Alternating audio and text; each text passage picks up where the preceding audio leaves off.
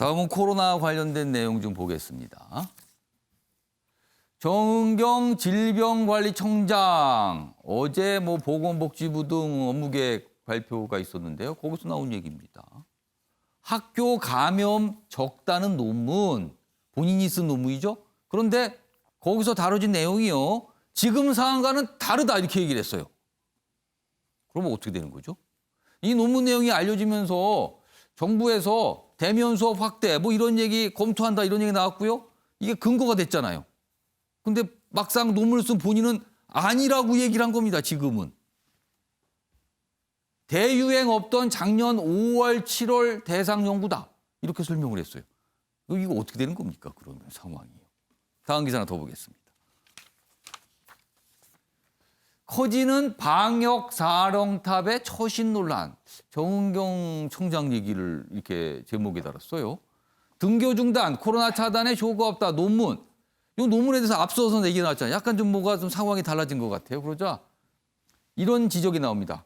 왜 논문으로 말을 하나? 그 당시에 그게 파악이 됐다면 국민들한테 얘기하고 방역 조치에 반영했어야 되는 거 아닙니까? 이런 얘기입니다, 지금요. 그러다 정은경, 오해다. 이 내용에 대해서 지금 오해다. 대규모, 앞선 내용과 같습니다. 대규모 전혀 없었던 작년 5월, 7월에 국한된 내용이다. 상황 달라졌다는 뜻이죠. 그러면 이 부분입니다. 왜 당시 논문으로만 그런 얘기를 합니까? 뭔가 적극적으로 국민에게 알리고 방역 조치에도 반영됐어야 되는 거 아닙니까? 라고 묻고 있습니다, 지금요. 장윤 변호사. 네. 이게 무슨 상황입니까, 그럼 이게? 일단 논문으로 어떤 대국민 설명을 하려는 게 아니라 논문의 특성상 그 당시 상황을 진단하려고 했던 것으로 보입니다. 예. 이 논문의 내용이 등교 중단이 방역에 있어서 효과가 없다라고 딱 잘라서 결론을 낸 것이 아니라 그 학교를 통한 감염률이 한 2.4%로 굉장히 좀 미비하다. 그리고 예. 그 수치 또한 지난해 5월에서 한 7월 정도로 굉장히 확산세가 다소 주춤했던 때에 어떤 진단을 했던 그런 그렇죠. 논문이기 그때 때문에 당시를 다뤘어요. 예, 그렇기 때문에 이것이 사실 논문에서는 이 얘기를 하고 실제 방역 체계에서는 다른 얘기를 한다. 이렇게까지 비화하는 것은 조금 납득하기 어려운 결론인 것 같고 또 이런 부분과 관련해서 학교를 이제 조치를 하긴 했지만 학교뿐만이 아니었습니다.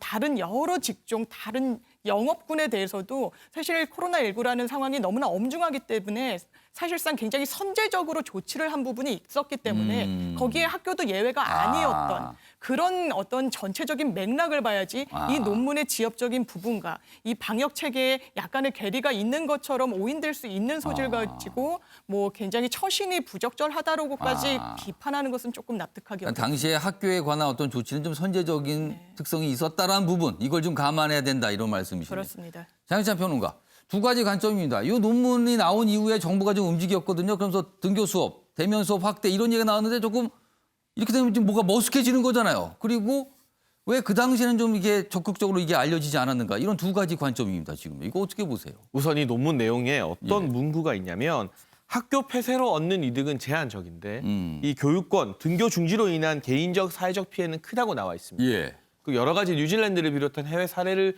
검토하면서 예. 실질적으로는 학교 내부에서 이 고위험 집단 감염이 일어난다는 근거가 빈약하다는 취지의 문구들도 포함이 되어 있어요. 전 여기서 우리가 이 정은경 청장을 비판할 것이 아니라 정부가 이 정 청장의 개인 의견이나 소신, 전문가로서의 판단을 그동안 외면해왔던 것이 아닌가. 이 관점에서 이 문제를 바라볼 필요가 있다고 생각합니다. 예. 그러니까 지금 윤희숙 의원 같은 경우는 왜 논문에서는 등교 재개해야 된다고 말하면서 실제로 방역은 그렇게 하지 않았느냐. 이 비판의 화살이 정 청장에게 가 있는데 예. 사실 정은경 청장이 이 코로나19 초기 상황에서 중국발 입국 제한 건의했다가 정부로부터 거절당했던 전례 언론 보도가 되어서 알려지고 있고 일부 방역 사안에 있어서 본인의 제안이 정부에서 막혔던 그런 사례들이 있기 때문에 정말 소신껏 전문가로서 의견을 다 펼치지 못하는 환경이 정부 내부에 있었던 것이 아닌가. 실제로는 이제 이 질병관리청을 맡기고 있습니다만 최종 결정에서는 항상 고위 정치인들의 이 정치적 판단이 일정 부분 작용해왔기 때문에 등교 재개에 대한 소신이 있었어도 그걸 직접 말로 하거나 관철하기는 힘들고 예. 논문으로 결국 우회적으로 표현할 수밖에 없었던 이 전문가의 한계가 있었던 것은 우회적인 아닌가. 의견 표명이 아니었겠는가라고 보시는 거예요. 그렇죠. 그럼 이 국면에서 우리가 좀 더 문제점을 가지고 지켜봐야 될 사항은 정은경 청장이 아니라 예. 정 청장이나 이런 전문가들의 의견을 과연 정부에서 그때그때 잘 반영하고 있는 것인가. 이 부분에 저는 포커스를 맞춰야 된다고 생각합니다. 오늘 뭐 몇 가지 기사들이 이렇게 좀 뭐 좀 관점이 좀 다양하게 다루고 있죠. 아무튼 지금 나타난 현상들을 좀 보여주고 있습니다. 마지막 기사가 될 것 같습니다. 다음 보겠습니다.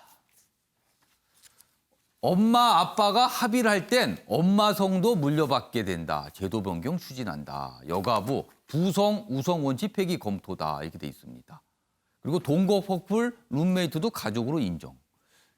장유미 변호사, 이게 네. 무슨 얘기입니까, 이거는? 사실 지금도 아빠 성만 따르는 것이 아니라 엄마 성을 따를 수도 있는데 예. 그 요건이 혼인신고 때 이 양 부부가 합의가 됐다는 것이 또 전제가 돼야 됩니다. 다 동의를 해야 된다. 예, 그런데 이제 혼인신고를 할 때는 아이가 태어나기 전인 경우가 많기 때문에 예. 사실상 그 동의 여부에 대해서는 유보하는데 유보할 경우에는 사실 아빠 성을 따를 수밖에 없는 그런 상황에서 일단 합의만 있다는 것이 전제되면 아빠 성을 따를 수 있도록 이제 가족 제도를 재편하겠다라는 부분이 있고 또 이 제도에서 보완한 점이 출생신고제와 관련해서 출생통보제를 도입하겠다는 게 또 여가부의 입장입니다. 예. 최근에 이제 8살이 될 때까지 전혀 출생신고부터 어떠한 그 공적인 문서의 예. 흔적이 남지 않았던 그 아이 같은 경우에 이게 엄마 아니면 아버지한테만 출생신고를 하도록 하기 때문에 누락된 부분이 있다라고 이제 여론의 지적이 있었고 그렇기 때문에 병원에서 출생통보를 하도록 조치해 주자. 근데 그러면 미혼모 같은 경우에는 아예 병원조차 가지 않을 수도 있습니다. 그래서 이 출생신고를 할 때